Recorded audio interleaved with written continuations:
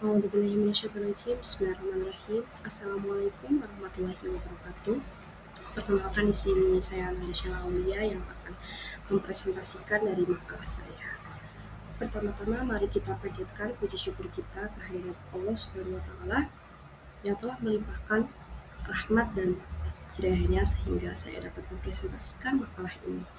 Serta tak lupa juga salawat serta salam saya tujukan kepada Nabi Agung Muhammad SAW yang telah membawa dari zaman jahiliyah sampai zaman yaumul akhir. Amin. Di sini saya akan mempresentasikan tentang konsep ketuhanan yang ada di dunia dan juga konsep ketuhanan yang ada di agama Islam. Bagaimana perbedaan konsep agama Islam sangat berbeda dengan konsep agama-agama yang ada di dunia. Mengapa demikian? Yang pertama saya akan membahas tentang pengertian Tuhan menurut konsep filsafat. Jadi dalam kajian filsafat, ilmu yang mempelajari tentang Tuhan itu disebut dengan teologi. Teologi sendiri berasal dari bahasa Yunani yang kata theo.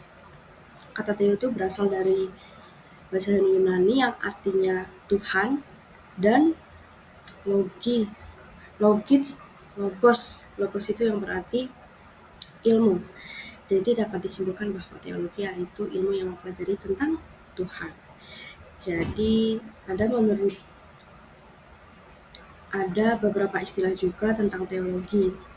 Jadi teologi yaitu ilmu yang berhubungan dengan dunia ilahi, seperti dunia ideal atau kekal dan tidak berubah dengan dunia fisik. Yang kedua ada ilmu yang membahas tentang hakikat, sang ada dan kehendak Allah. Yang ketiga ada merupakan doktrin atau keyakinan tentang Allah atau para dewa dari beberapa kelompok keagamaan tertentu ataupun daripada pemikir perorangan.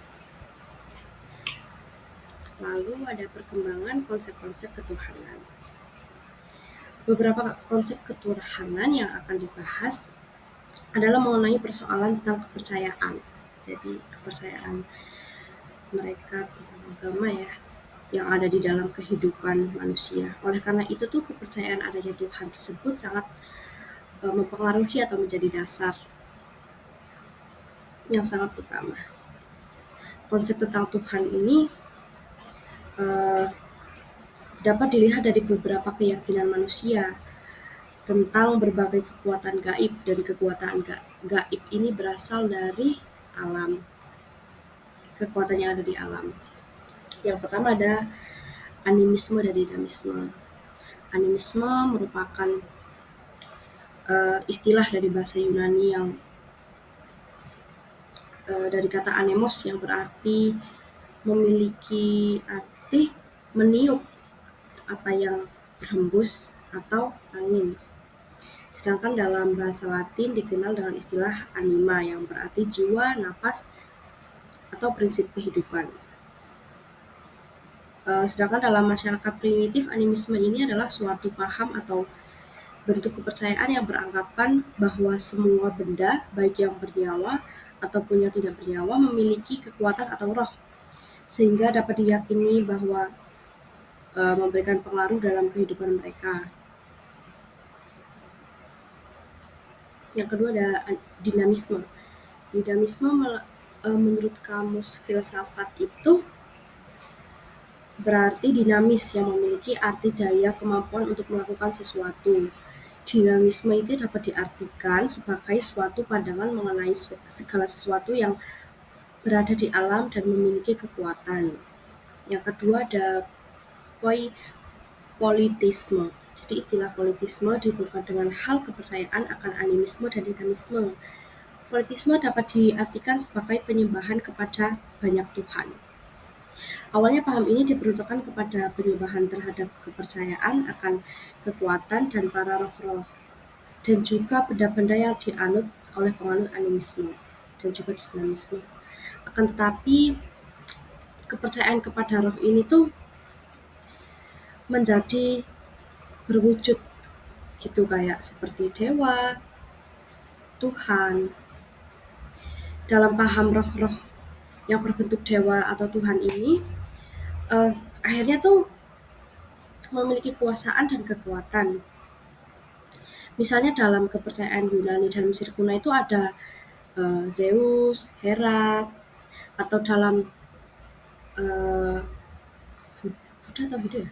Dalam Hindu dan Buddha ada Indra, Wisnu, Siwa, dan Brahma. Dan masih banyak lagi yang mereka sembah. Politisme ini memberikan kedudukan tertinggi pada lebih dari satu dewa. Akan tetapi tidak menjadikan dewa-dewa lainnya tidak diakui layaknya dewa-dewa yang utama. Mereka tetap diakui dan juga dimintai pertolongannya sesuai dengan tugas yang ada pada setiap dewa. Tuhan dalam pandangan politisme ini bisa bertambah dan juga bisa berkurang jumlahnya. Oleh karena itu, politisme ini adalah salah satu faktor dari penyebab lahirnya kepercayaan henoteisme dan monoteisme. Menurut Amsal Bakhtiar tahun 1997.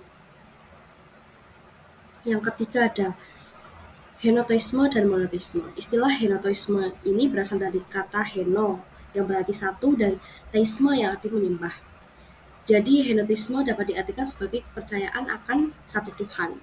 Akan tetapi paham kepercayaan tersebut tidak menyangkal akan adanya banyak Tuhan.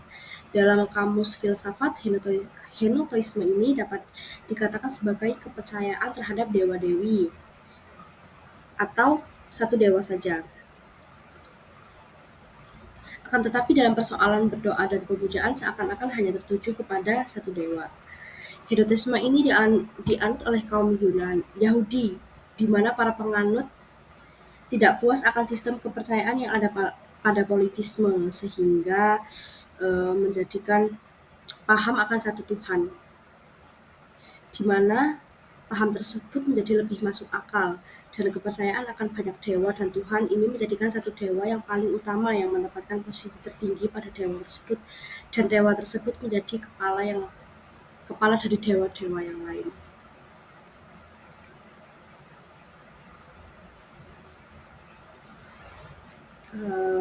Lalu ada aliran-aliran dalam konsep ketuhanan.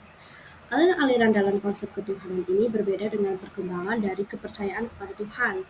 Jika dalam perkembangan kepercayaan kepada Tuhan, ini tuh menitik keberatan kepada aspek sejarah dan perubahan yang terjadi dan melalui tahapan. Akan tetapi dalam aliran ketuhanan ini lebih tertuju pada hubungan yang terjadi antara Tuhan dengan dunia dan juga ciptaannya, serta bagaimana keberadaan Tuhan dengan makhluk.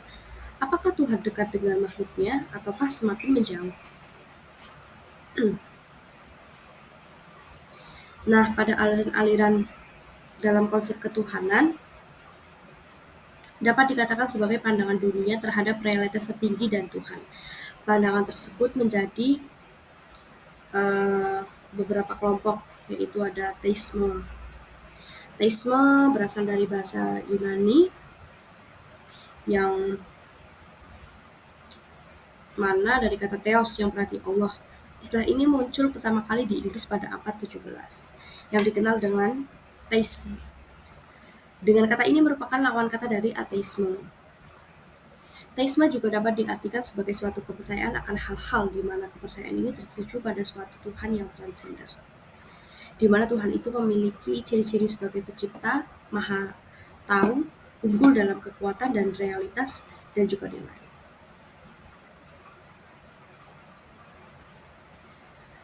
Yang kedua ada deisme. Deisme dalam kamus filsafat berasal dari bahasa Yunani, yaitu dari kata theo, yang dalam bahasa Latin disebut dengan Deus, yang memiliki arti Tuhan. Istilah ini dipakai pada abad ke-16. Menurut aliran deisme, Tuhan berada jauh di luar alam. Tuhan menciptakan alam, akan tetapi Tuhan tidak memperlihatkan dan memelihara alam tersebut. Hal ini dikarenakan alam tersebut berjalan sesuai peraturan-peraturan yang telah ditetapkan pada saat proses penciptaan terjadi. Meskipun demikian, Tuhan dianggap sebagai maha sempurna. Aliran deisme ini dipelopori oleh Newton. Menurutnya, Tuhan hanyalah pencipta alam dan apabila ada kerusakan yang terjadi pada alam, maka Tuhan diperlukan untuk memperbaiki alam tersebut. Yang ketiga ada panteisme. Dalam kamus filsafat, istilah panteisme berasal dari bahasa Yunani, yaitu dari kata pan yang berarti semua, dan theos yang berarti Allah, dan isme yang berarti paham. Jadi aliran panteisme ini adalah paham yang mengemukakan bahwa seluruhnya adalah Tuhan. Panteisme dapat diartikan bahwa Allah merupakan suatu prinsip impersonal yang berada di luar alam. Akan tetapi aliran ini mengemukakan bahwa Allah melebur ke dalam alam dan menolak segala unsur adikodratinya. Panteisme juga berpendapat bahwa seluruh alam ini adalah Tuhan. Yang keempat ada panenteisme. Istilah panenteisme ini dalam kamus filsafat diartikan sebagai suatu pandangan yang menyatakan bahwa seluruh realitas yang ada merupakan bagian dari keberadaan Allah. Hal ini berbeda dengan panenteisme yang menyatakan bahwa Allah sama dengan seluruh realitas. Panenteisme ini lebih menekankan tentang Tuhan kepada aspek terbatas, berubah, mengatur alam dan bekerja sama dengan alam dalam hal mencapai kesempurnaan. Pada aliran ini menyatakan bahwa Tuhan terdiri dari dua, yaitu ada kutub potensi Tuhan yang abadi, tidak berubah dan transenden, dan juga kutub aktual di mana Tuhan berubah, tidak abadi dan imanen. Yang kelima ada naturalisme. Naturalisme dalam kamus filsafat diartikan sebagai suatu pandangan filosofis yang memberikan suatu peranan menentukan terhadap alam, di mana alam ini berdiri sendiri, serba sempurna, berlebar dan bekerja menurut sifat-sifatnya secara natural berdasarkan hukum sebab musabab yang ada di alam, di mana alam ini tidak berasal dari apapun, yang tidak bergantung pada apapun, baik itu kekuatan gaib maupun supranatural. Yang keenam ada ateisme. Berbeda dengan teisme tadi, ateisme ini muncul akibat dari berkembangnya pemahaman yang terjadi pada naturalisme, yang mana aliran tersebut menyangkal dan mengatakan bahwa Tuhan tidak ada hubungannya dengan perubahan yang terjadi pada alam. Ateisme dalam kamus filsafat merupakan gabungan dari kata a yang berarti tidak dan theis yang berarti Tuhan. Dengan kata lain, bahwa ateisme adalah aliran yang menyatakan bahwa Tuhan atau dewa tidak ada, dan aliran ini juga menolak terhadap pandangan yang bersifat adikdotratri di mana adanya keasingan terhadap eksistensi Tuhan di alam. Sikap dari aliran ini juga menolak semua agama yang ada di dunia. Berarti kayak orang yang gak punya agama gitu. Pernah dengar kan istilah ateisme? Yang ketujuh ada agnostisme. Istilah agnostisme dalam kamus filsafat diartikan sebagai a yang berarti bukan atau tidak, dan gnostikos artinya orang yang mempunyai pengetahuan. Dengan kata lain, agnotisme ini adalah suatu keyakinan yang menyatakan bahwa seseorang tidak dapat memiliki pengetahuan tentang Tuhan, atau keyakinan bahwa mustahil manusia dapat membuktikan ada atau tidak ada Tuhan.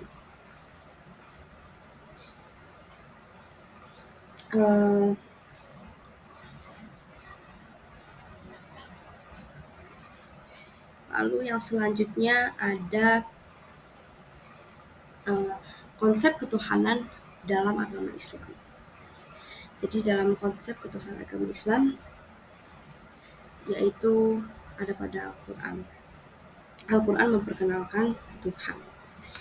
Jadi Allah adalah sebutan atau nama Tuhan, yaitu tiada Tuhan selain Allah. Wujud tertinggi, terunik, zat yang maha suci, yang maha mulia daripadanya. Kehidupan berasal darinya, kembali kepada para filsuf di zaman kuno menamai Allah Subhanahu wa Ta'ala dengan nama pencipta, akal pertama, penggerak pertama, penggerak yang tiada bergerak, puncak cinta dan wajib al-wujud. Allah Subhanahu wa Ta'ala adalah tuntutan setiap jiwa manusia, setiap bijak dan bangsa manusia merasakan dan menyadari kehadirannya sejak masa yang paling awal dan menamainya menurut Islam yang mereka tentukan.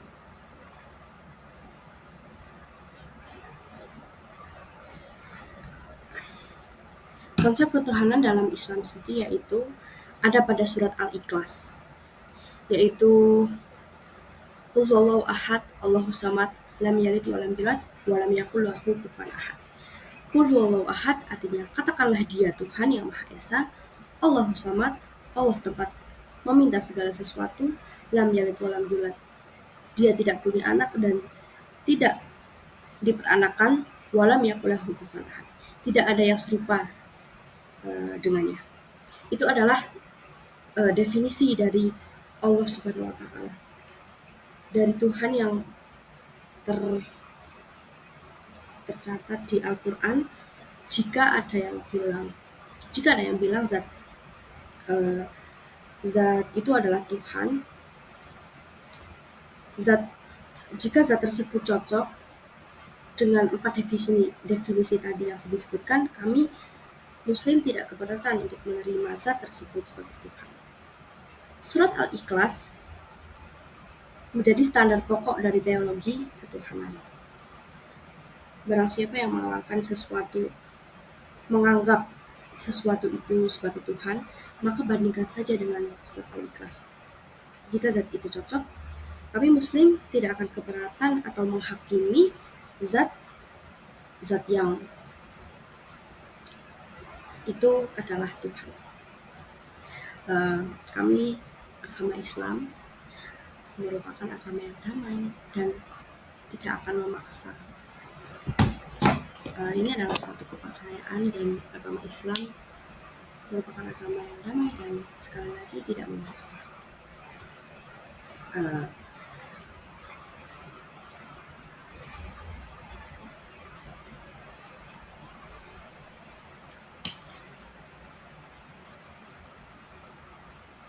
Qul huwallahu ahad, bukan Qul huwallahu ahad,